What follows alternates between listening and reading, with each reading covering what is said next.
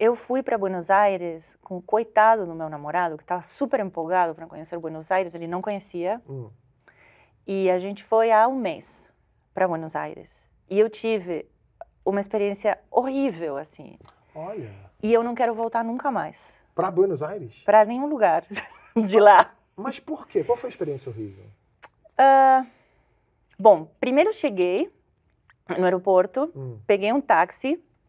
E você sabe quando você já sabe que o táxi não vai ser justo, vai ser meio sacana, vai fazer uma sacanagem? Eu moro no Rio de Janeiro. Ai, desculpa, é verdade. É, Galeão.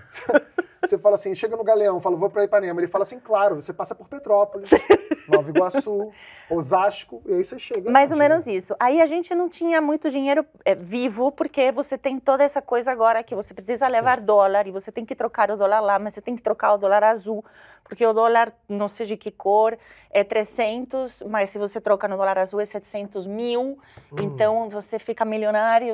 É uma loucura, tudo é uma zona, mas uma zona. Tá. E aí a gente tinha, sei lá, 4.000 pesos, e aí eu perguntei, de cá até aqui, quanto dá? Ah, vai dar, sei lá, 3.980, porque eu falei que eu tinha 4.000, tá mesmo meio idiota, né? Eu falei, eu só tenho 4.000, ele falou 3.280. Ele vai falar.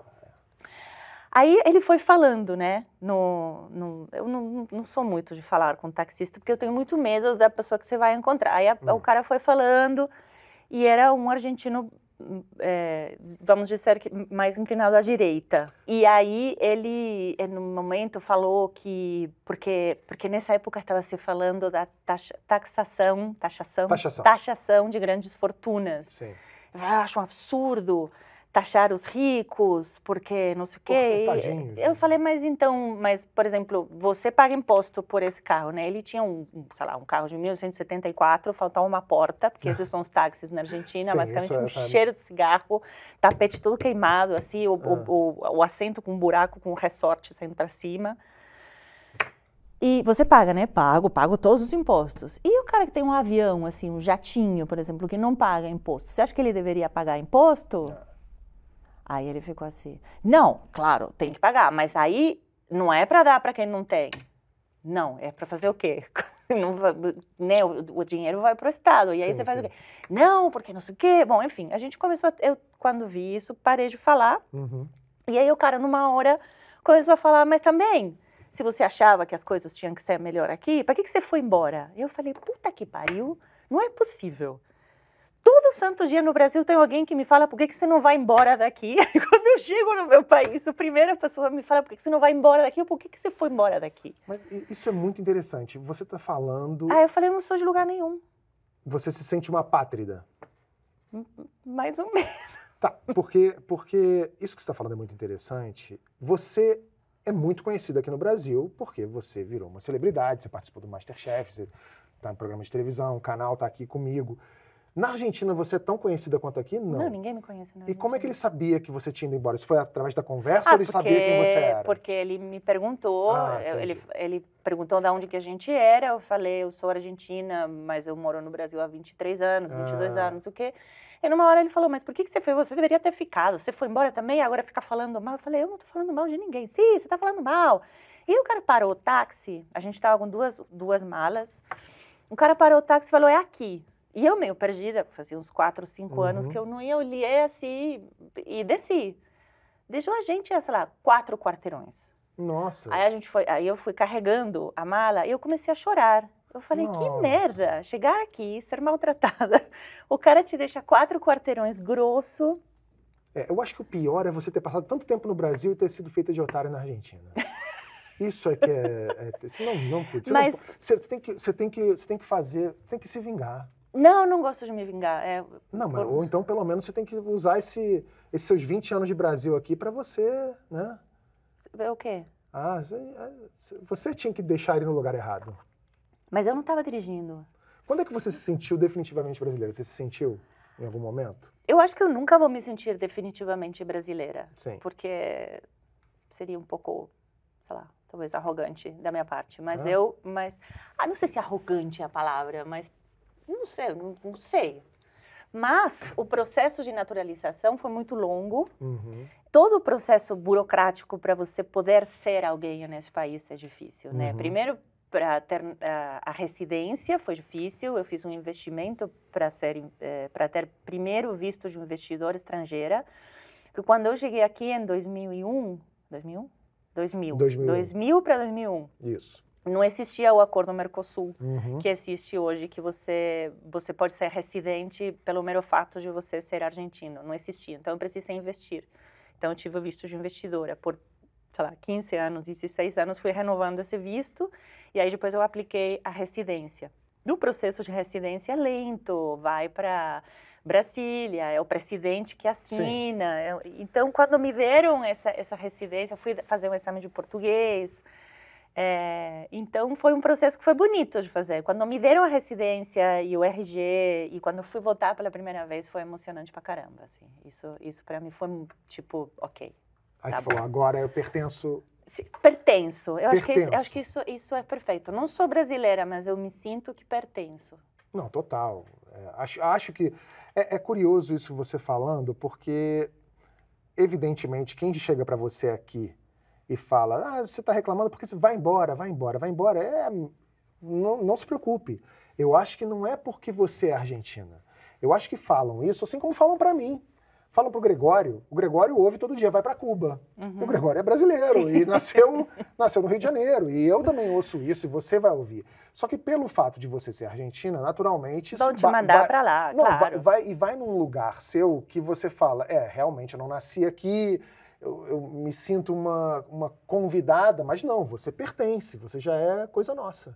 Então, tá? Então, você tem que aproveitar para usar, para aprimorar esse jeitinho brasileiro. Quando você for para Buenos Aires de novo, você já engana o taxista. Tá bom. Entendeu? Você já dá uma volta nele e já faz alguma coisa. Mas eu senti, só terminando, porque eu fui tão triste e não quero voltar, eu senti a Argentina... acho que eu vou apanhar dos argentinos, mas sempre tem que apanhar de alguém, né? É melhor apanhar dos argentinos. A sentir absolutamente desconectada de uma verdade, assim, carente de uma raiz.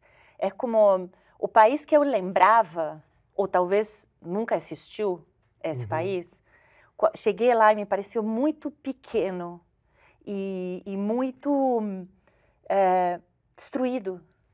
Não destruído a cidade é lindíssima, maravilhosa, Sim. É linda, foda. Mas o ser argentino, completamente desmantelado e sem uma identidade. Entendi, como se tivesse avariado, como se tivesse... Exato, e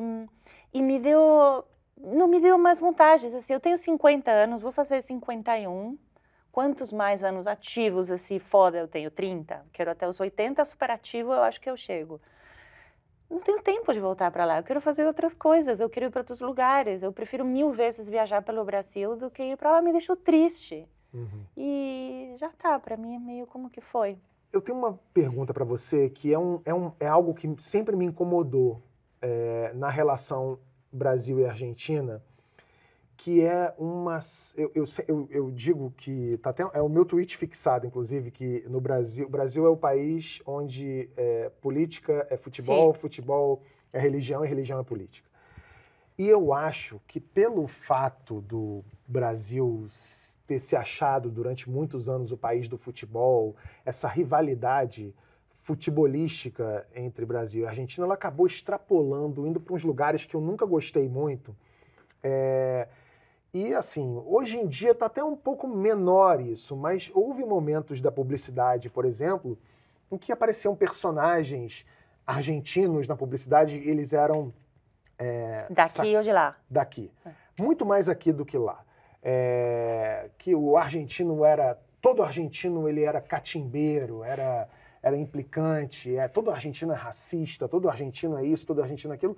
E isso gerou, acho que fez até com que nós, brasileiros, em algum momento, fôssemos prejudicados, no sentido de que, por exemplo, eu vi, assim, na minha lista dos 20 melhores filmes que eu vi, tem pelo menos 3 argentinos.